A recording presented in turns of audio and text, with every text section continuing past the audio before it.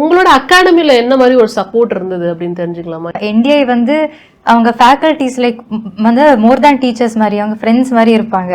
So எப்போவுமே they'll come and check in on us. We feel comfortable in sharing our personal problems and student வந்து analyse பண்ணிட்டு அவங்களுக்கு ஏற்ற மாதிரி sheets கொடுக்கறது, மார்க் இன்டர்வியூ கண்டக்ட் பண்ணுவாங்க.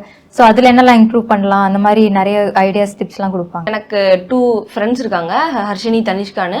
நாங்கள் 3 பேர் ஒன்றா தான் ப்ரிப்பேர் பண்ணோம். ஸோ என்டிஏல தான் அவங்க 2 பேர் ஃப்ரெண்ட்ஸ் ஆனாங்க.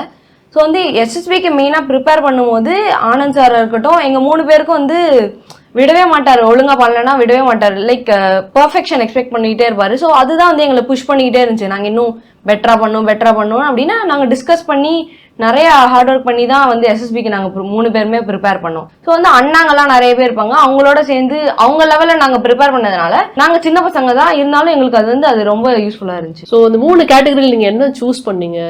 நாங்கள் 2 பேருமே நேவி தான் சூஸ் பண்ணோம். நேவி வந்து the ocean it's it has a lot of mystery. இந்த ஏர்கிராஃப்ட் கேரியர்ஸ்லாம் பார்க்கும்போது சொல்லுவாங்க இந்த மாதிரி பைலட்ஸ், ஏர்ஃபோர்ஸ் பைலட்ஸை விட இந்த ஃப்ளோட்டிங் பேஸ் இருக்கும்ல, ஸோ அதில் லேண்ட் பண்ணுறது, அதில் மேனுவர் பண்ணுறதுலாம் இன்னும் கஷ்டமாக இருக்கும். ஸோ இதெல்லாம் பார்க்கும்போது எனக்கு இன்ஸ்பயர் ஆச்சு, இன்னும் ஃபேசினேட் ஆச்சு நேவி ஜாயின் பண்ணோம்.